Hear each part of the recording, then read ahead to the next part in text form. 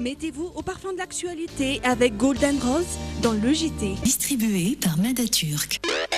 Arrivage goavana ao amin'ny Brico Center Béogique. Le JT miaraka amin'ireo entana vaovao ao amin'ny Brico Center. Usine, la réussite à la portée de tous. Institut supérieur de l'informatique et du management d'entreprise vous présente le JT. Tech Supreme Center, Béogique Box 501, 4e étage. Vous présente le centre de formation professionnelle immédiat et l'université immédiat en Batum Sangan vous présente le JT.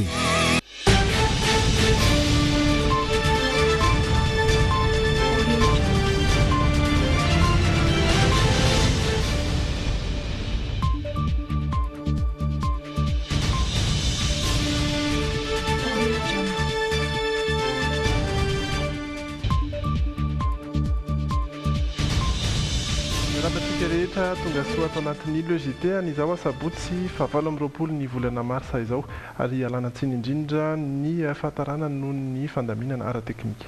Miaraba nareo mpanaraka ny fampahalalam-baovao eto amin'ny Dreamina ihany koa. Tonga dia ny lohatenim-baovao avy hatrany no hidirantsika.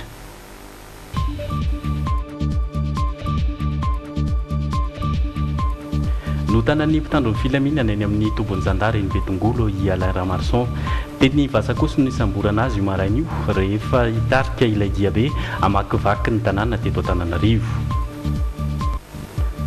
Nisy androany ny fanehoan-kevitra ireo mpomba ny lehiben'ny faritra Betsiboka momba ilay raharaha hiampangana azy voaroroy amina resaka kolikoly io lehiben'ny faritra io. Isan'ny olana ho an'ireo trabony eto Antananarivo ny fitsaboan-tena rehefa marary. Noho izany dia nanao fitiliana sy fitsaboana maimaim-poana androany teny Andraharo ireo mpitsabo tsara sy trabo. Any ivelany dia mitohy ny fanadiadiana sy ny fitadiavana marina momba ny fianjeran'ilay fiaramanidina Airbus tany Frantsa farany teo iny. Ao anatin'ny tapany faharoa indray dia ny resaka 7 amby roapolo Martsa no tantaraina amintsika ao anatin'ny fahizay.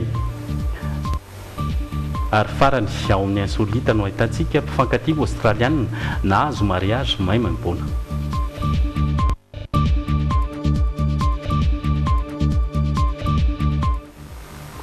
Manasantsika rehetra iaraka aminay hatramin'ny farany ho atombotsika avy hatrany amin'ny actu ny le JT ho an'ny androany.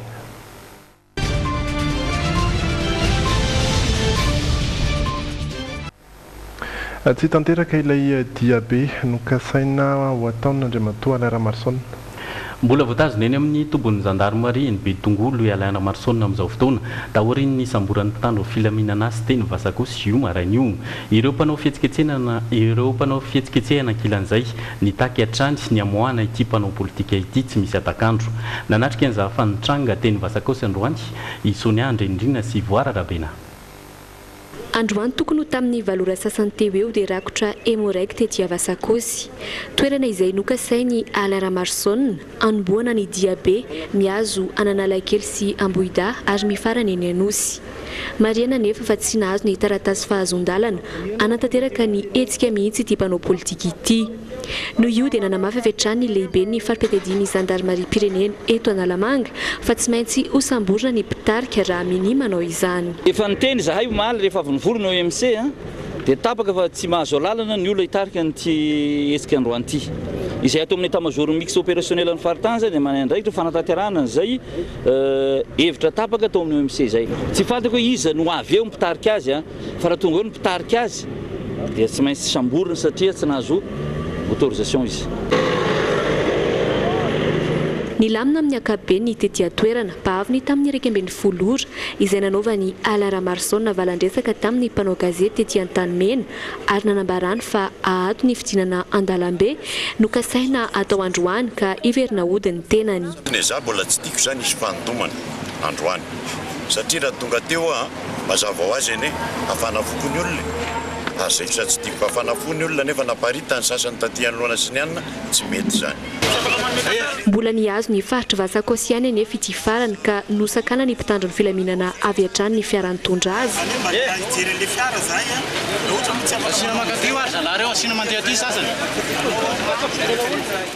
Ary nosamborina ny tenany ka nentina avy hatrany teny amin'ny tobon'ny zandarmaria teny Betongolo.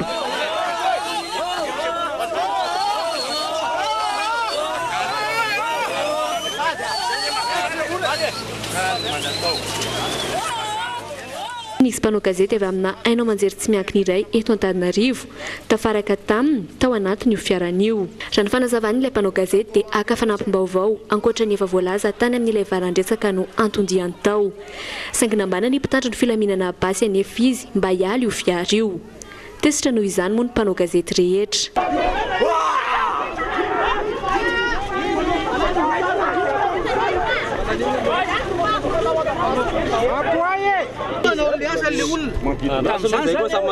mety efa anaty safo reo mety tsy fatra tsony izy aty azo roa ka na misy tano filaminana zany nanambana basy mety tsy fananino izy aty nampanao gazety tsy fatra tsony anareo zao miparitaka aminahy tsy haiko tsony raha belalao zao fatako io izy aty safla zay dia mety ao anatiny ilay zany ary zay tandreva mitandrina ny tenanay zay aloha ny aina voalohany indrindra zay afaka miarina ain'olona zay zay mety ka ilako tsiny ohatra misy mpanao gazety tratra an'izay toy izao moa sisa noho ny hafarany ilay hetsika izay nokasainy ity mpanao politika atao androany ity.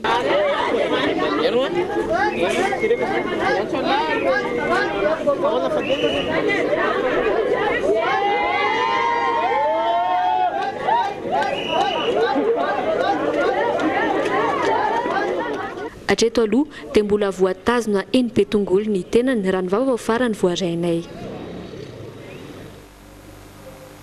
Fa tsy fotoana ny fidinana an-dalambe intsony izao izay ny hevitry ny sasany tamin'ireo olona sendra ny mpanao gazety androimina androany mifanohatra amin'izay nefa ny an'ny hafa fa izay milaza fa ilaina ny fanehoan-kevitra malalaka mba tsy hisy disadisa eo amin'ny mpitondra sy ny vahoaka entina. Nanao ny fanadihadiana i Miarso Rojoravaka sy Voara Ravena. Lasa fahazaran-dratsy ny fidinana an-dalambe rehefa misy fitakiana tiana tao hoy ny ministry ny kolontsaina sy ny vakoka. Aminy ny fanarenana ny Madagasikara taorian'ny loza voajanahary farany teo no tokony himasony. Ka za miteny hoe izay zavatra rava ny rivo-doza, rava ny rano, rava ny krizy nandritra ny 5 taona efa ao mpanamboarantsika ka ny fidirana an-dalambe vao maika manome mampisafotofoto ny vahoaka ka okare amin'ny alalan'ny fitiavan-tanindrazana mba niresaka no atao. Nambaran'ny sekretera jeneraly ny Antoko Teza kosa fa nofinofiny mpitondra rehetra ny tsy hisian'ny fidinana an-dalambe satria mitarika korotana sy fanonganam-panjakana. Ho an'ny firenena mandala ny demokrasia nefa ilaina ny maneho hevitra sy mifampiaino.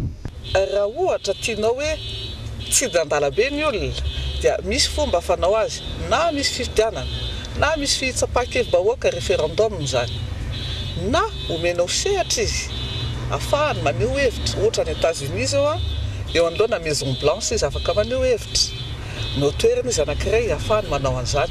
Ho an'ny olon-tsotra misy amin'izy ireo no tsy mankasitraka ny fihetsiketsehana an-dalambe no ny fahatsapana fa ny olona tsy manan-tsiny an-trano matetika no mizaka ny vokatra izay. Ny sasany kosa nefa milaza fa mariky ny fahalalahan'ny fanehoan-kevitra ny fidinana an-dalambe. Le fanehoana hevitra izay tokony halalaka.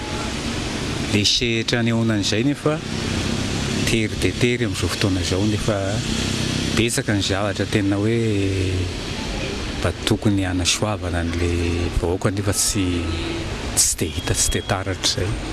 Rehefa midina an-dalambe nge dia manjary ny vahoaka majinika tsy manatsiny ny voan'le tofirin'ny olona ny zavatra nefa ny hafa riny manao ny ataony. Samy manana ny heviny manoloana ny toetra raha-pirenena amin'izao fotoana ny Malagasy. Tsikaritra kosa nefa fa tsy marisika loatra amin'ny fihetsiketsehana an-dalambe ny ankamaroany fa misafidy ny hifototra amin'ny asa fivelomana amin'ny andavanandro. Fataorian'ny fiampanganana ny lehiben'ny faritry Betsiboka izay nataon'ny Taleny Bianco Mahajanga no resahantsika teto omaly dia naniry ny laza ny heviny ihany koa ny lehiben'ny faritra tamin'ny alalan'ny taratasy izay nalefany. Nisy ihany koa ny fijoroana vavolombelona nataon'ireo manodidina azy ho arahantsika ao anatin'ity fanadihadiana ity. Namaly ny fiampanganana ny lehiben'ny faritry Betsiboka nataon'ny Bianco Mahajanga ireo mpiara-miasa sy ny manodidina azy ary nandefa taratasy ho an'ny filoham-pirenena ihany koa Andriamatora Andray Anjafinindrina lehiben'ny faritra. Ho azy dia disadisa teo aminy sy ny tony mpampanolalalana ao amin'ny fitsarana ao Mahevatanana no mahatonga izao fiampanganana izao. Rehefa notenen'ity lehiben'ny faritra ity ny procureur ny amin'ny tsy mety nataony dia nipotra ny disadisa. Ary ity mpampanolalany ity ihany koa no namorona ny antota taratasy entina ny anjehana azy raha ny filazany hatrany. Anisan'ny nampifanditra ny rontota ihany koa ny fametrahana ny dina teo anivon'ny faritra Betsiboka. Ka ny tena ifantatroko amin'ity raha mikasika ny lehibe ny faritra tia nanjaka tateraky ny asandalo teto amin'ny faritra Betsiboka. Dia sy nandray ndraikitra fanjakana na dia ray azy. Ya, tamin'izay zany chef de région hoe rasy izy tia dia andao zaka amorona dina. Taitra sy mahalavakopy dia namorona hagnapotika ny chef de région ahafaty dinanay. Fa i zavatra aby io lenga daholy. Noraisiny lehibe ny faritra tsirairay ireo fampangana azy ireo ka novaliany ao anatina taratasy misy teboka 4. Voalazany amin'izany fa misy fanazavana avokoa ireo fiampangana azy ireo na zany ilay fanaovana kolikoly na ny fanaovana faranarota-pahefana ary misy ihany koa vavolombelona afaka manamarina isaky ny raharaha. Tsisy porofo mazava ireo fiampangana azy ireo koa eto izahay dia mitodika manokana amin'ny fitonam-panjakana voalohany indrindra fa ny bureau national ny antoko SVM fa paikady politika avolenta hoentina andravana ny fijoroan'ny SVM any anivon'ny commune eny fa famparitaka hatrany anivon'ny fokotany. Soa zay ny agnarako voatondry fa hoe nangalany chef de réseau vola tamin'ny figadrako tao zary zay natao hoe nahafaky anahy tsy zay mihitsy nahafaky anahy fa nangataky fitsarana ambony tagny Mazanga aho tonga taratasiko avagny zay va afaka fa zany fagnomeza vola anazy zany tsy nagnome vola anazy mihitsy aho nata ariary ary tsy nangalany vola koa nata ariary sady tsy mahalala anazy aho na da hitako azy tarehiny tsy lalako zany chef de région maivatanana zany. Mangataka Ndriamatoa Randrianjafy Indrina lehibe ny faritra Betsiboka mba ho fitsarana tsy mitanila no andray ity raharaha ity. Ho azy mantsy dia mitanila avy hatrany fitsarana ao maivatanana io vokatra izay disadisa eo aminy sy ny mpampanolalana ao maivatanana izay. Izany mahakasika an'iny eo amin'ny lafiny tontolo iainana indray kosa. Firenena fahatelo mizaka ny fiovaovan'ny toetrandro mahery vaika i Madagasikara araka ny vaovao azo avy amin'ny WWF Madagasikara. Anisany miteraka izay fiovaovan'ny toetrandro eto amintsika izay ny fandorana ny ala. Fomba iray azo isoroana izany anefa ny fikajiana maharitra ny tontolo iainana sy ny fampiatoana ny tavy. Ny resaka tamin'ny talehan'ny WWF Madagasikara miaro Sorojo Ravaka sy Stéphane Rakotomalala. Ahina hiakatra ray hatramin'ny 2 degré ny maripana eto Madagasikara ka anisan'ny hiaran'izany mafy ny faritra atsimo raha ny voalaza ao anatin'ny tatitry ny WWF Madagasikara. Isy fiovany ihany koa ankoatr'izay ny vanim-potoanan'ny rotsakorana ka hialava ny haintany eto afovoantany sy ny faritra atsinanan'ny Madagasikara ary mifanohitra amin'izay hiabetsaka kokoa ny orana ny amin'ny tapany andrefanosy. Hatramin'ny taona 470 no makaty mitombo ny rivo-doza manana hery hatramin'ny 200 km isan'ora. Singa iray mitarika ny fiovaovan'ny toetrandro ny fisian'ny entona carbone vokatry ny asantsika olombelona.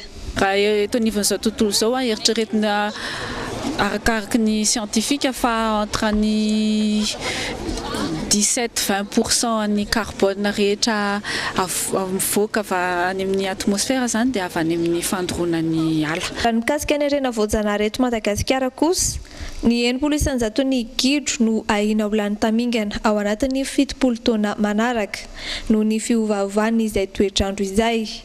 Misy amin'ireo gidro ireo anefa no tsy fahita raha tsy eto amintsika ihany.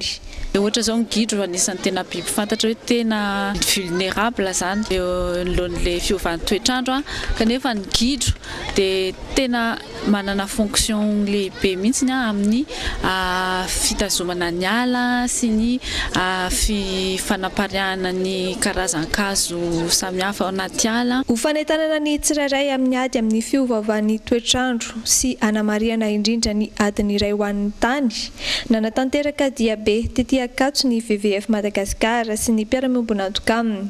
Ankoatr'izay atokana ho adiny iray tsy ampiasana herinaratra ihany koa anio amin'ny 7 ora sy sasany alina hatramin'ny 7 ora sy sasany. Voalaza fa andray anjara amin'izay tsy fampiasana herinaratra ao anatin'ny adiny iray izay ny Garan'ny Sorano, ny lapan'ny tanàna Analakely ary ny eny amin'ny rovan'ny Manjakamiadana. fa miditra eo amin'ny andro faharoa kosa ireo salon rososina etsy amin'ny lapan'ny fanatanjahantena salon du mariage sy ny salon du bébé. Ny antombo atranony ireo mpitsidika raha ny androany izay nanambara ny fahafampony afapo tahaka izany ihany koa ny mpikarakara sy ny mpampiranty teny antoerana ny andro lalaina Andriamasy sy misy Razafijatovo. Nanambara ny fahafampony avokoa ireo rehetra tonga nitsidika teny amin'ny salon du mariage et de la réception androany. Tao ireo tonga hijery ny pitsopitsony amin'ny fikarakarana mariage njandrony. Tao ireo niara-dro nikaroka orinasa hanota ny taratasy fanasana mariazina ary tao kosa ireo tonga mba hijery ny zavamisy manodidina mariazy sy ny lanonana mba mifety mifanaraka amin'izany. Ie, afapo tsara misy ka. Ny anay zao ny tena nijerevanay taty resaka carte resaka invitation dia nahita le ny ilaina mihitsy mifanaraka tamin'le thème dia afapo. Afapo tsara sady mahafinaritra sady ny zanako koa tao raharaha dia zany mba andananay idiranay ato. Le izy aloha zany azo lazaina hoe tsara daholo tsy hitanao mihitsy ianao zany tena dans l'embarras de choix mihitsy dia anjaranao fotsiny mirehetra ty metimety amiko ty tsara amiko dia anjaran'ny tsirairay misafidy hoe fa le izy tena tsara daholo tsisy azo dia hoe kianina be mihitsy fa samy manana ny anitra ho azy ny fitentsika. Tsy diso anjara koa ireo tonga nijery sy nitsidika ireo tranoeva amin'ny ankizy sy manodidina azy tao amin'ny salon du bébé de la petite enfance. Ankoatra ireo fitafiana sy ireo kilalao isan-karazany dia nasarika eo ray aman-dreny ihany koa ny fizapahasalaman'ny zaza maimpoana teto. Kilalao zazakely dia ilay conseil teto amin'ny pédiatre. Izay moa zany tena anatona ny pédiatre mihitsy zao. Ie, satria ohatra tsy amin'ny forme kely ilay zazakely dia mahafinaritra be daholo koa ny entana sady azoazo ny vidiny. Dia afapo tsara nahazo valiteny mahafinaritra. Voaka maro siana ny tonga teny amin'ny lapan'ny fantanjahantena raha ny androany manokana. Natsapy izany raha teo mpikarakara izay afapo tanteraka. Tao anatin'izay roa andro izay zany dia nafapo tokoa satria araka ny teny anaty any am-boalohany zany dia feno ny stand nalefa tato zany dia afapo daholo na mpitsidika na ny mpampiranty na izay mpikarakara dia manentana antsika rehetra zany izay mbola sy nandalo taty amin'ny salon du mariage de la réception sy ny salon du bébé de la petite enfance ho avy hitsidika fa tsy hanenenana any aty. Hitanareo daholo izay momba ny mariage rehetrarehetra aty tsy sasatra tsony nareo mitetitety sy ny mandehandeha fa hitanareo ato avokoa izay ilaina momba ny fikarakarana ny lanonana rehetrarehetra na mariage na séminaire na colloque na atao. Ny fanamarihana tamin'ity fotsiny zany hitanay fa nenitombo betsaka kokoa noho tamin'ny atoana mpitsidika tamin'ity andehany ity ary tsapa tokoa fa mielina amin'le fivoarana malagasy zany amin'ny fikarakarana lanonana na mariage na fiancé na zavatra hafa dia hita hoe lina amina fandrosoana le olona zany. Aoriany ity salon du mariage de la réception sy ny salon du bébé de la petite enfance ity dia efa miketrika hetsika amin'ny tontolon'ny trano sy ny haingony ihany koa ny canal events izay atao ety amin'ny lapan'ny fantanjahantena ihany. Momba ny hetsika manaraka zany dia efa mampilaza sady zay fa misy salon maison et déco amin'ny fahadimy fahaenina fahafitony volana jona eto amin'ity toeran'ity any dia manasa an'izay mbola tsy nisoratra anarana koa zany ho avy anatona ny canal events. Mandrapahatonga an'izay dia mbola mana andro rahampitso alahady ireo rehetra tsy mbola nandalo teny amin'ny palais na ireo efa teny fa te hiveriny mba hitsidika ireo trano evanjatony ao amin'ny hetsika salon du mariage et de la réception sy ny salon du bébé et de la petite enfance. Mbola hitoy hatramin'ny rahampitso izany ny fotoanantsika fa eo amin'ny lafiny serasera tsy mbola vita tany Antsirabe ny fanatsarana sy ny fametrahana ilay lalàna mifehy ny serasera sy ny asa fanaovan-gazety na dia nisy aza ilay atrikasa natao tany Antsirabe nanomboka ny alarobia ary ny farana omaly raha nitapaka tao anatin'ity atrikasa ity dia mbola hitoy any Mahajanga indray afaka andro maromaro ny fandrafetana izay lalàna izay ary mbola ho atambatra eto Antananarivo raha ny fampitambavao avy amin'ny Rindra Tahiry sy voaresaka avokoa rehefa mandidina ny fahalalan'ny asa fanaova-gazety nandritr'ireo 3 andro ny kaonandohan'ireo solotena ny mpanao gazety avy any Toliary Fianaranantsoa sy Antananarivo mbola misy anefa ny tsy fitovian-kevitra mikasika ity lalàna feny serasera ity nandritr'ireo fitetezam-patra ny tanterahina hatramin'izay raha nambarany tele général ny ministère ny serasera. Aka ohatra ao amin'ny resaka hoe organe de régulation zany hoe le organe manome ohatra manome licence na manara-maso ny ataontsika hoe hainao manjery sy ny gazety. Tamin'izay misy ny sasany teny hoe aleo sarahana ny audiovisuel sy ny presse écrite. Misy koa ny sasany miteny hoe aleo tambatra anankiray ihany ny régulation ndreo asa anankiroa. Dia zany zavatra zany mbola point de divergence mbola tsy tapaka tamin'izay fotoana izay fa anatin'izao phase de validation zao tsika miara-manapaka hoe ina marina no schéma fanapakevitsika zany hoentina manatsara ty tontolon'ny serasera eto Madagasikara ty. Amin'ny 7 avril izao no anatanterana ny fandraiketana tanteraka ity lalàna feny serasera ity raha ny fanazavany tale général ministère serasera hatrany miandrandra mafy ny fahavitany izany lalàna feny serasera izany ny asa fanaovan-gazety. Efa roapolo maherintsika ny fehezan'ilay lalàna mampiditra polzalava iny isaky mba manao zavatra tsy mararaka ny tsy afaka mamivelatra ao anatin'ny asa isika. Rehefa vita io lalàna io zany dia mba afaka mianaka lalàna koa ny asa fanaovan-gazety. Zay ny tanjona. Aoriany ohatrika asa fandraiketana farany io dia alefa eo anivon'ny filakevitry ny gouvernemanta sy ny filakevitry ny ministra ity lalàna feny asa fanaovan-gazety ity ary atolotra olaniny anteny mera-pirenena amin'ny fiandohan'ny volana May. Raha ireo tety andro alazy ireo dia andrasana hiatra eto Madagasikara tsy lavitry ny fankalazana ny 3 May andro maneran-tany ho an'ny fahalalan'ny asa fanaovan-gazety ity lalàna amin'ny feny serasera ity.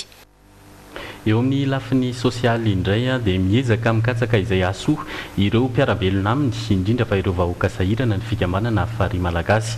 Ho fanehoan'ny fahavonona dia nanangana coopérative ity fikambanana ity sehatra maro no iasany io coopérative io araka izao fanazavany Andry Lalain'Andriamasy sy Misa Razavin-Jatovo azo. Tsy tokony antehitra amin'ny fanampiana sy fanomezana mamaimpona intsony ny olona ary ny atsembohan'ny tavanao ny nananao. Raha fanazavany filohan'ny coopérative Afary na hery sy andro fiarina antsika rehetra iombonana. Coopérative izay natsangana noho ny fahitana ny fahorian'ny olona taorian'ny rivotoza sy andro ratsy ireny kanefa tsy manankoraisina intsony sady tsy manan-kevitra ny antehitra amin'ny olona intsony. Setra maro no iasan'ity coopérative Afary ity. Tsy midika akory fafonana ny association Afary malagasy izay fehezan'ny lalàna 60-133 fa ny lalàna ny antony dia atreto zany mamorona le projet exoturbain zay dia hoe tanàna vaovao misy fiarina. Ny coopérative dia azo itetavana vola sy zarana tongovarotra fa ny association tsy azo anaovana zay amin'ireo lalàna mifehy azy. Asa efatra mazava be zany no tanterahana atao coopérative dia ny voalohany dia ny asa momba fambolena, ny faharoa dia asa momba ny fiompiana, ny fahatelo dia ny asa tanana ary ny fahaefatra dia mitantanana andreo arena iombonana toy ny fitateram-bahoaka sy ny resaka mahakasika ny carrière. Olona 7 no efa resy lahatra amin'ity fikatsana izay asoany fiainana ity. Olona izay samy nandrotsaka 2 hetsy ariary izay mipetra voalohany idirana ao mpikambana. Vonona indray izay vonona hijery sy katsaka izay asoany fiainany amin'ny alalana fiasana sy fitadiavana trano ny coopérative Afary. Mahakasika ny trabony indray kosa. Tsy ampy ny vola eo am-pelantanana ka tsy afa-manoatra ireo trabona raha tojo aretina ka miandry izay fisindany ny aretina fotsiny. Isan'ireo trabona ireo ny eny Andraharo. Tonga nitsidika azy ireo mpitsabo tsara sitrapo ary nanolotra fanafody sy fitsabona maimaim-pona. Teny an-toerana Itsory, Arsoa sy Kasambola manana. Efa oro volana izao no voan'ny sery no sady mikoakinekena. Tsy mety sitrany ity zazalahy kely ity satria tsy afaka ny manantona mpitsabo ireo ray aman-dreniny noho ny tsy fampiny ny enti-manana. Inekena sy ireo ray aman-dreniny izay isan'ireo trabona eto amin'ny fokotanin'Andraharo. Izy mikoaka matetika hatramin'le mivezivezy eny anaty rano dia ny toerana misy any nefa tena masiso be mihitsy amin'izao. Dia ny trano nisy rano dia nefa betsaka amin'ny biby maty tao an-trano. Dia ohatran'izay tsy zakan'le zaza mahatonga an'le gripa sy le seriny. Ararotina araka izany ho an'ireto trabona ireto ny fandalovana mpitsabo malala-tanana izay tonga mitsidika azy ireo ary manolotra fanafody sy fizaham-pahasalamana maimaim-pona. Androany, mpitsabo avy amina fikambanana iray tsy miankina amin'ny fanjakana ny Organisation spéciale pour le développement économique de Madagascar izay miara-miasa akaiky amin'ny ministera ny fahasalamam-bahoaka no tonga tetỳ Andraharo nijery akaiky ny toe-pahasalamana ireto trabona ireto. Zena tonga na isan'ny safidiko hoe aloha ny sehatry ny fahasalamana no iandraka tanea satria le trabona tokoa zany amin'le zavatra niseho taminahy dia mila raha maso ny toe-pahasalamana ankoatrany hoe fitraikany zavatra niseho ara-tsaina zany dia misy olana maro zany atrehany amin'le vokatry le rano maloto amin'ny resaka areti-kibo, areti-mato, areti-koditra sy ny kohaka isan-karazana dia anisany ilaina fanaramaso zany le fahasalamany le trabony. Ankoatrany eto Andraro dia isan'ireo trabony efa nahazo izay fanafody sy fizahana maimaim-pony izay ihany koa ireo tetsy amin'ny ANS tetsy Ampiflo sy ireo amin'ny commune manodidina Andrenivohitra tahaka ny commune Soavina. Fizaham-pahasalamana sy fanomezana fanafody maimaim-pona ho an'ireo trabony izay mbola hitohy ato anatin'ny andro maromaro mandrapodin'ireo trabony eto Antananarivo renivohitra sy ny manodidina amin'ny trano fonenana izy ireo indray. Fa misy amin'ireo trabony no efa namonjy ny toeram-ponenany amin'izao fotoana. Ireo eny amin'ny fokontany Akadito moa ireo efa navelany tompona andraikitra miverina amin'ny trano fonenany ireo ery amin'ny fokontany Soavimoasandro indray dia mbola tsy avelan'ny tompona andraikitra miverina amin'ny trano fonenana noho ny antony maro samihafa. Ny tsy fampin'ny toerana ametrahan'ireo fianakaviana trabona izay mananika ny arivo mahery no tena olana ho an'ny teto amin'ny fokontany ny Soavimoasandro manokana. Saika dibodrano avokoa mantsy ny trano fonenan'ireo mponina rehetra manamorona ny lakan-dranon'Andriatany raha nambara ny filobokotany. Presque zany 98% zany tena trabona. Dia manaraka an'izay i Mamba Cité zany hoe efa fantatry ny olona hoe Mamba Cité dia ny 99% zany sinistré. Dia ny Mamba Tanàna 68% Mamba Tanàna zany sinistré. Efa niana be nefa ny rano amin'ireo faritra voatonona teo ireo, saingy mbola maro ny fepetra tokony ho raisina. Hoy ny filobokotany mialoha ny iverenan'ireo mponina any amin'ny toeram-ponenany tsirairay avy any. Kosa mbola angatanay amin'ny Bemasy no andrarana DDT le trano fonenandry zareo zay tratra ny rano teo zay aloha zany zao mbola ho ataonay amin'ity herinandro ity zany alefanay makany amin'ny Bemasy mba hisoroana amin'le valanaretina zany.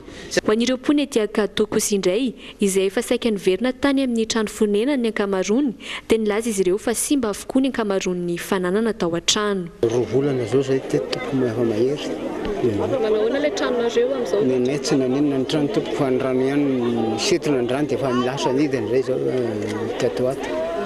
Efa miverina amin'ilay tranonareo tompoko. Manahoana ny fahasimbanao tao anaty? Ny empaka daholo aloha ny ambanimbany fa ny ambony tsy dia nanenina. Trano ny anjera, ny fitaovam-pianatra simba, ny zavatra rehetrarehetra zany tao an-trano tapitra simba. Dia ohatran'izay koa zao na ny trano fianakaviana raha dia tapitra simba daholo. Dia na ny fidiram-bola raha zany tena hita hoe tena tapaka satria izay zany nivarotra ny zavatra nataonay.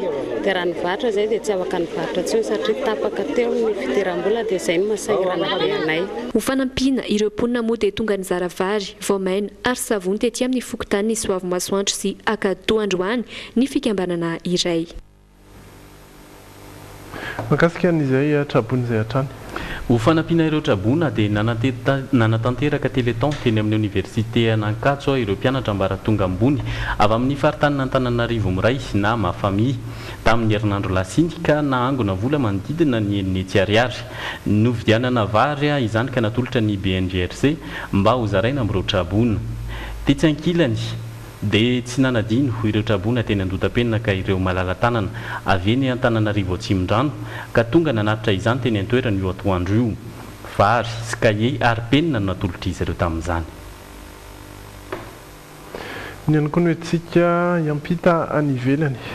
Be mpanohana ny fanafiana ataon'ny Arabia Saodita amin'ireo mpioky shiita ny Yemen mifeny revohitra amin'izao fotoana izao. Tsy mankasitraka kosa io fanafiana io anefa ny Hezbollah libanais ary mandrangaranga fa tsy maintsy ho resy Arabia Saodita amin'ity ady ity. Nanamafy ny fanafiana ataony any Yemen i Arabia Saodita omaly. Ireo seranam-piaramanidina ho Sanah renivohitra Yemen no isan'ny ny antefan'ireo fanafiana ireo. Fanafiana napakapaka no nataon'izy ireo. Ny omaly zao ohatra dia fiaramanidina mpiady roa antafim-panjakana saodiana no voatifitra ka voatery ny ala ireo fiaramanidina ireo ny mpanamory azy. Ny Amerikana no nanavitra ireo mpanamory ireo. Tsy ho azo babo ny milisy mpioko shiita mifehan'ny Sanah hatramin'ny taondasa. Ny saotra ny filoha Amerikana sy ny lehiben'ny diplomasia Amerikana ny mpitondra saodiana ary nankasitraka ny fanampiany Amerikana amin'izao ady hatrehany izao. Tsy ny fanampiana ihany anefa no azon'ny mpitondra saodiana fa ny fahatezerana ihany koa. Tezitra amin'izao fanafiana taon'izao ny Hezbollah shiita ny Liban. Ho an'ny Hezbollah libanais dia tsotra ny vokatry ty ady ity satria dia tsy maintsy ho resy i Arabia Saodita. Na izany aza nefa dia tsy misy afa-tsy ny fifampiresahana ihany ny vahaolana raha ny fanazavana nomen'ny Hezbollah. hevitra izay ombonany Grande-Bretagne sy Amerikana. Maro ireo hetsika ataon'ireo silamo sunnita manohana ity fanafiana ny milisy shiita Houthi any Yemen ity. Sunnita ny fitondrana entin'ny Filoha Hadi any Yemen. Ny alefa nefa ny herin'ny fitondrana ary miha mahery vaika sy matanjaka ny milisy pioka shiita Houthi any Yemen ka izao miditra antsehatra izao ny fitondrana sunnita saoudiana. Efatry ny ela no nisy niady teo amin'ny shiita sy ny sunnita, fizarana roa amin'ny finoana silamo. Ny 7,900 silamo dia sunnita avokoa. Fa makasika ilay loza-piaramanidina nitranga tany Frantsa farany teo dia miafantatra tsikelikely amin'izao fotoana ny mombamomba ilay mpanamory mpanampy ilay Airbus ny anjera. Nanafina ny aretiny tamin'ny mpampiasa azy izy ary tsy tokony anidina akory. Andanin'izay dia mbola hiandry ny vokatry ny fanadihadiana ny vondrona Eropeanina vao handray fepetra makasika ny sidina sy ny kompani mpitaterana any Eropa. Arerahana, fikorotanan-tsaina ary fitsarana amin'ny asa noho ny tsy fahasalamana, ireo no isan'ny zava-miafina tsy fantatry ny kompani mpitaterana napakabaka Germanwings. Ny asan'ilay mpanamory fiaramanidina mpanampy izay ahina onanao izay ampenjera ilay fiaramanidina Airbus. Raha nambaran'ny fampanoavana ny Düsseldorf dia nahitana taratasy norovitina tao an-tranony manamarina fa tsy tokony hisidina io mpanamory io ary tafiditra tao anatin'izany ny androny isehon'ny loza. Vao maika manamafy fa nanafina ny aretina tamin'ny mpampiasa azy izy raha ny fanazavany ny fitsarana ny Allemagne. Mbola hevitra ny Eropa amin'izao fotoana ny tsy maintsy isian'ny mpanamory roa farafahakeliny ao anatin'ny fanamorina ny fiaramanidina. Na izany aza nefa dia tsy niandry ela ny ankamaroan'ireo kompani mpitaterana nabakabaka ny Allemagne na Autriche ary Norvège fa tonga dia nampiaritra io fitsipika io. Hevitra tsara io raha ny fanazavan'ny ministra ny fitaterana Allemand ary tokony ampiarina raha ny heviny. Amin'izay raha ny nambarany dia mba tsy misy voahidy any ivelany ny hevitra fanamorina ireo mpanamory roa hafa raha misy alehany na ataony. Tsy misy afa-tsy ny antokon-draharaha ny vondrona Eropeanina misahana ny fitaterana nabakabaka ihany anefa no afaka manapaka fa tsy maintsy roa farafahakeliny ny olona ao anatin'ny hevitra fanamorina fiaramanidina vao tsy maintsy arahana izany. Ny vondrona Eropeanina aloha hatreto dia milaza fa fepetra tsy azo raisina maimaika izany ary tokony hodinihana tsara na ny amin'ny lafiny teknika na ny amin'ny maha olona. Miandry ny valin'ny fanadihadiana amin'ny nampianjera ilay Airbus teo iny izany ny vondrona Eropeanina vao iroso tamin'ny dinika andraisana fepetra. Fa anisan'ny vaovao farany ihany koa mahakasika izay fianjerany fiaramanidina izay dia ny fijoroana vavolombelona nataon'ny Maria izay hôtesse tao amin'ity kompani ity ihany ary voalaza ihany koa fa fofombady ny Andreas Lubitz farany izay nanamafy ihany koa fa natsikaritra izy fa nisy olana ity mpanamory fiaramanidina ity satria nandritry ny fiarahany dia misy fotoana mikikika tampoka ity tovolahy ity ary misy fotoana ihany koa ao anatin'ny alina no taitra tampoka izy ary mikikika ihany koa milaza hoe mianjera isika ary dia fantany na dia tsy nampoziny aza izay zava-nitranga izay. Mikasika ny eto an-toerana indray no iverenantsika kely. Isan'ireo azo atao tsara mahana ny olany tsy fananana asa eto amintsika ny fanofanana ireo tanora hitantana sy hanangana orinasa. Isan'ireo ivitoeram-pampiofanana izay manolotra izany ity ny hotsidia ny Tsiora Arsoa sy Kasa mbola manana ity. Isan'ireo sampam-piofanana iray mahasarika tanora maro amin'izao fotoana izao ny gestion et management d'entreprise eto amin'ny université immédiat. Tanjona amin'io sampam-piofanana io ny ampafantatra ireo tanora fa azon'izy ireo atao tsara ny maminavina ny hitantana orinasa kely azy ireo manokana irony antsoina hoe petites et moyennes entreprises sy petites et moyennes industries irony fa tsy voatery ny hitady asa amina orinasa lehibe foana akory. Tanjona hoe le sehatry le asa tery dia tery surtout amin'ny resaka gestion sy management io ary be dia be nefa ny olona hofanina manao azy dia ny ankizy atao amin'ny média zany dia tena omena toe-tsaina mihitsy mantsy le izy omena toe-tsaina mamorona mihitsy ho azo manokana fa tsy ndeha iankondoha amin'ny olona hoe mahavita le licence dia entina le diplôme zany ka mahana licence comptabilité dia mitady eraky ny société abisevanany eny. Izany hoe mampianatra sy manofana ireo tanora ahaloteny rehefa hiditra eo amin'ny sehatry ny asa ny fiofanana miompana amin'ny gestion et management d'entreprise na ny fitantanana orinasa fa ankoatr'izay dia ny ampahafantatra ireo tanora ireo sehatra izay mbola azo trandrahana tsara ho amin'ny fananganana orinasa mifandraiky amin'ny zava-misy eto Madagasikara ihany koa ity sampam-piofanana iray eto amin'ny université immédiat ity.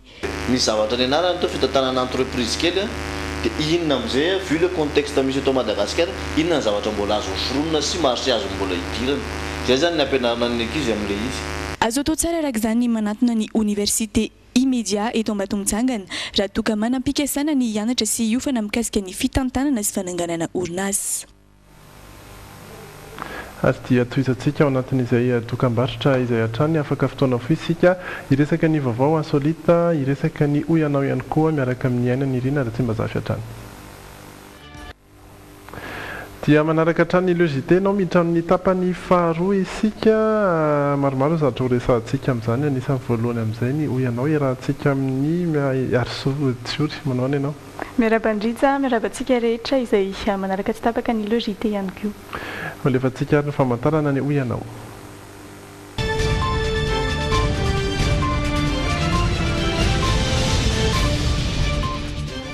Ny oyanao izay resantsika ny andron'ny rahampitso. Rahampitso tokoa reza ny datin'ny 20 marsa daty manatantara eto amin'ny firenena. Inona marina moa izay datin'ny 20 marsa izay ina no tena antony mahazava-dehibe ny fanamariana azy ina mahadaty manatantara azy napetraka tamina olona vitsivitsy ireo fanontaniandreo dia tahaka izao ny valitenin'izy ireo. Andron'ny fedin'ny olona tamin'ny fahafahana 29 mars. Fahatsiarovana ny tolom-bahoaka tamin'ny 17.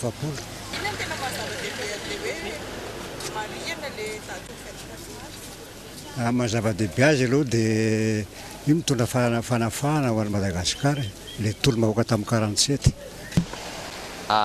Daty ohatrany hoe raha mena tany tanànana tamin'ny rasitena izany. Ohatran'io zany tena marina ohatrany hoe daty avy any datina 29 mars le 1947. Tena koa mbola tanora tamin'izany da tena tsy naraka fa nianatra zany.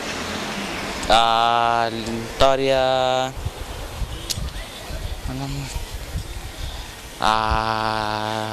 famolona. Fahatsiarovana ny tolon'ny malagasy tamin'ny frantsay ny MDRM. Inona ny tena mahazava-dehibe azy? Inona ny tena mahazava-dehibe ny fanamariana ny daty io? Mahazava-dehibe anazy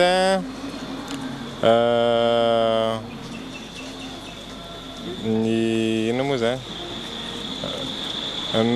Mahazava-dehibe anazy dia ny fanehoana zany hoe tsy adino malagasy ray manontolo ny raha latsaka ireo malagasy taloha izany ady amin'ny fahaleovantena malagasy. Fankalazana ny 29 mars ny tolom-bahoaka. Tolom-bahoaka ahoana moa? Ny nanino moa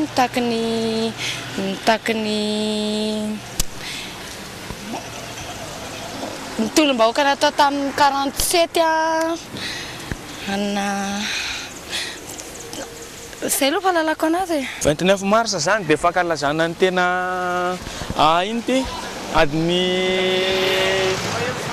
mahery fo 47. Firy taona zay no nanaovana ny daty 29 mars ho daty manatantara hoe ho tsaro. Nanomboka tamin'ny 1960. Ie, ankoatran'ny fanontaniana farany teo moa raha ny voalohany betsaka ihany tokony hafantatra an'izay. Raha ny fahitana azy teo aloha dia somary ankavitsiana ihany ireo malagasy no mahafantatra hoe ina marina moa no tena antony mahadaty manatantara ny datin'ny 20 marsa tamin'izany andro izany tokoa dia nitroatra ny malagasy nanoloana ny tsindry azo lenina samihafa izay nataon'ireo mpanjanatany satria tamin'izany fotoana izany dia maro anisa tokoa ireo mpanjanatany teto Madagasikara tamin'izany fotoana izany dia 4 tapitrisa no isan'ny malagasy manerana nosy ary ny 5,000 sy 3 alina tamin'ireo dia mpanjanatany avokoa. Ary inoana fa ilay tovolahy teo mbola tsy teraka akory tamin'ny fotoana ny sin'izay tantara izay.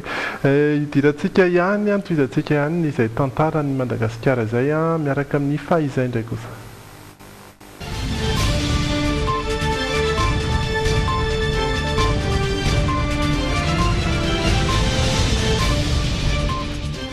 Ary dia miaraka amintsika eto miaro sorojiravaka hitondra n'izay tantara izay manao any ianao. Miarapanareo menadady, miarapa ny mpanaraka ny logité ihany koa. Inona no mampahafantaritsika ny mpijery ao androany? tsy miala an'izay resaka hoe tantaran'ny 20 martsa tamin'ny taona 17 sy 700 izay ihany sika faritra maromaro teto Madagasikara no nahitana hetsika sy tolona mahakasika an'izay mariana fa ny hetsika tamin'izany dia tafiditra trano tao anatin'ny adim-panafahana ho azon'ny malagasy ny fahaleovan-tena ho amin'ity androany ity dia ny hetsika tamin'izay fotoana izay tany amin'ny faritry atsimo atsinananiny no jerentsika any Ambila sy ny toerana manakaikaiky an'izay. Sabotsy ny 20 martsa 17 sy 700 raha ny voarakitra ao anatin'ny boky nosoratandrasombiny aina Aimé Zandary nanao asa fikarohana momba ny adim-panafahana nataon'ireo malagasy ditan-drazana nandritra ny fanjanahantany. Voalaza fa 20 andro meloa io daty io efa niely tao an-drenivohitry ny Antemoro ny Tsao fa isy ny fanafiana ny Frantsay, ny misionera, ny voanjo sy ny badesma manerana ny nosy. Ny tolakandro ny 17 martsa 17 sy 700 ny tanjozotra namonjy any Manakary ireo vatan-dehilahy matanjaka maro avy any Ambila miaraka amin'ny lefina, famaky ary odibala izay nafenina tsara tany anaty lasaka. Nisy tamin'izy ireo no nandeha tongotra nanaraka ny lalam-by nandritra ny alina ary nametraka vato be anakanana ny lamasinina nitondra miaramila Frantsay. Ankoatra ireo miaramila Frantsay ampolo ny tao anatin'io fiaran-dalam-by io, vazaha voanjo mpamboly kafe 20 ihany koa no namony ainy. Mariana fa io hetsika io no ny santatra ny ady mahery vaika nataon'ireo titan-drazana tany amin'ny faritra Atsimo Atsinanana. Ara-tantara, ilay pastora antsoina hoe Abdallah na Raboudoulah no mpitarika ny ady tao Ambila. Ny fotoanan'ny sasakalin'ny 17 martsa 17 sy 700 kosa no raikitra ny fanafiana ny tafika Frantsay tao amin'ny distrikany Manakary. Anisan'ny mpiady ny tarika ireo titan-drazana tamin'izany fotoana izany i Koko Jean-Marie, mpamaky Félix sy ny namany. Miisa 30 teo ny isan'ny mpiady. Ny rongo antsikalaza, lefona, famaky ary odibala ihany koa izy ireo. Nandeha lakana sy nilomano tao amin'ny ranona Nosindambo mba hanafika ny tobiny izy ireo tafika Frantsay. Mariana moa fa ny sary rehetra hitantsika teo nandritra ny fahizahiny izany dia sary avy amin'ny ONTA na ny Agence Nationale d'Information tahatra izay eny Ambohidahy. Io toerana io dia mitahiry ny sary rehetra ny ankabeazany izany izay mahakasika ny tantaram-pirenena. Satranao irojo nitondra an'izay somby ny tantaram-pirenena izay tokoa ivoaka kely any ivelany aloha sika ao anatin'ny insolite.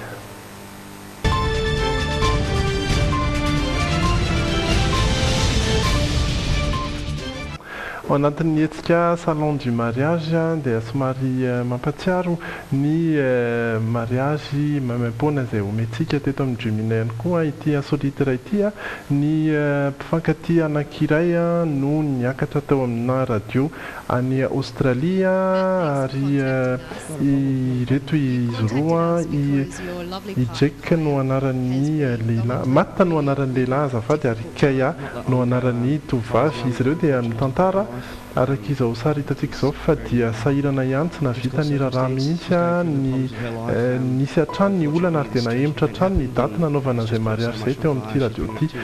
Fotoana vitsy taorian'izay fotsiny dia nanambara ny mpanentana ny fandarana fa dia hoentoana ny mariagen'izy ireo mitentina $9 izay mariage izay nde hoe notsika kely ny fanabarana.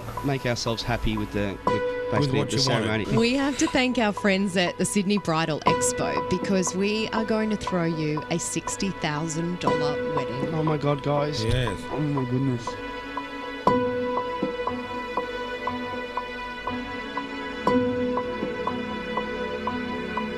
Will you love her, comfort her in sickness and in health, forsaking all others, be faithful to her for as long as you both shall live? I do. From this day forward, will you take this man whose hand you hold for as long as you both shall live? I do.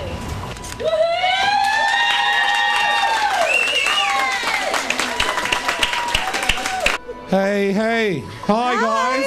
Sorry to pop into your wedding. You're a lucky man, Matt. Thank you very much. Thank you very much. And we know Kai is also lucky to have Matt, and what a great husband you're going to be.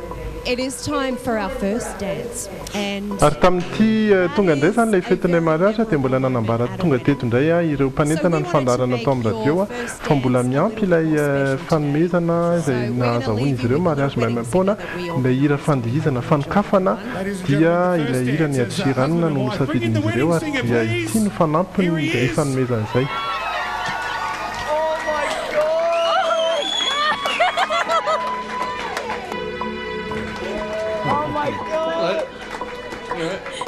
Happy wedding, Ben. Thank you very much. Shall we? Yeah. When your legs don't work like they used to before, and I can't sweep you off of your feet, will your mouth still remember the taste of my love? Or will your eyes still smile from your cheeks?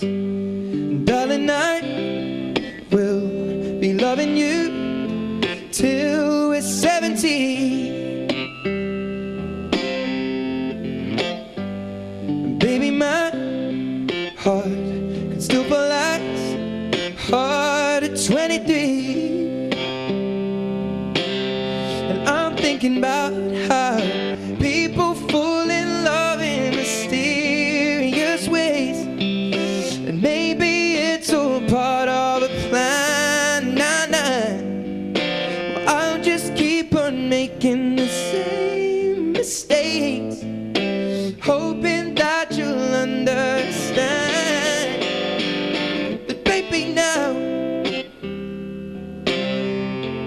take me into your loving arms, kiss me under the light of 1,000 stars. Oh darling, place your head on my beating heart. I'm thinking out loud that maybe we found love right where we are. We found love right where we are.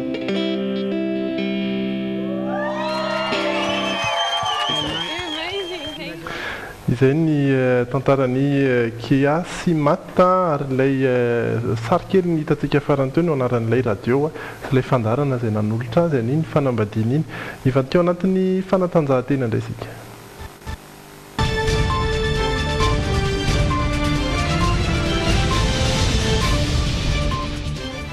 Manao ny andro lalena? Salama tsara, miarabanao Rejitena, miarabanao Tsiori. Ny mahakasika ny fanatanjahantena ho any androany somary maromaro ihany no resantsika, ina no voalohany?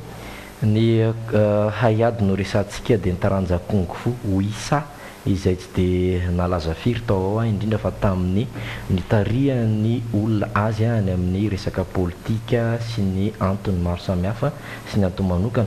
Amin'izao fotoana dia maro ny vondrona ka dia vonona nitondra ity taranja ity ho amin'ny tena mahafanatanjahantena azy sy fitaizana ara-batana azy. Arahantsika fanadirity.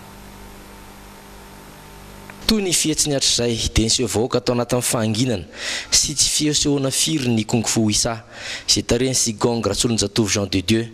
Iray amin'ireo niady mivantana raha Sigong Rakotoaritsona Voko ao amin'ny fitarihana ity taranja ity. Na dia sorena tamin'ny fampiasana anarany haiady izay namaty matesina hatr'izay amin'ny resaka politika sy tombontsy manokana azy izy ireo dia niezaka hatrany nikatsaka izay asony taranja kung fu Wisa sy ireo mpikatroka izany. Kung fu efatra amin'ny taloha tsy manao politika sady tsy manavakavaka ara-poko, ara-bolokoditra, ara-pivavahana zany, ary mikajy mandrakariva amin'ny fiandrianam-pirenena. Izany hoe tsy natao fitaovana mihitsy zany zay na entina resaka politika zany le kung fu Wisa. Dia izay zany mbola kajianay amin'izao. Hetsika tsotra sady fohy no mendrika izay ahitana fampisehoana ireo fihetsika fototry ny haiady kung fu Wisa no nataon'izy ireo tena amin'ny efitra malalaky ny lycée teknika ny Larobito Lakandro. Hita taratra hatreny ambony lampiazo nanaovana fampisehoana ny fahatsoran'ireo mpikatroka ity taranja ity. Na izany azy dia nafapohan'ireo tonga nonotrina izany. Efa misy hatramin'ny miandro vazy zao le izy. Ohatran'ireo zao dia efa Antananarivo ao misy Avaradrano, ao Atsimondrano, ao Ivato, ao misy solosolo tena daholo zany ireo zao amin'izao. Ka efa mafy tsara zany zay amin'izao fotoana izao. Ny fampaharitany amin'ny endrika sy teknika vaovao satria ny tenako moa zany dia efa nahazo fiofanana manokana zany dia efa saika mianka an'la resaka teknika vaovao zany zay amin'izao. Ankoatran'eto andrenivohitra izay ahitana sampana maro dia tonga notrona sinao fampisehoana teto ireo mpikatroka avy amin'ny faritra manodidina toa Meritsaatosika, Ambohidratrimo, Akazobe sy ny maro hafa. Ary toerana maro no efa mangeteta ny voaran'ity taranja ity amin'ny mahafantanjahantena azy fa tsy afangaro loko hafa. Fa rehefa miresaka fanatanjahantena izay ihany dia mahakasika indray kosa ny tontolon'ny handball. Ny taranja handball izay ao anatin'ny faninanana tokoa iresim-pirenena amin'izao fotoana nanomboka androany toeram-pitso ny fiadiana izay tompon-daka amin'ny faritra fahafito ahafahana miatrika ny tompon-daka ny Afrika ho any androany dia lavin'ny Madagasikara ny ekipenena Mauritiana ary mazava azy zany fa isika no tafita hiatrika ny tompon-daka ny Afrika satria tsy nahatonga solotena ireo nosy hafa toa ny Comores, Seychelles, La Réunion sy ny maro hafa. Ary atsika indray fanadadiana mahakasika izany.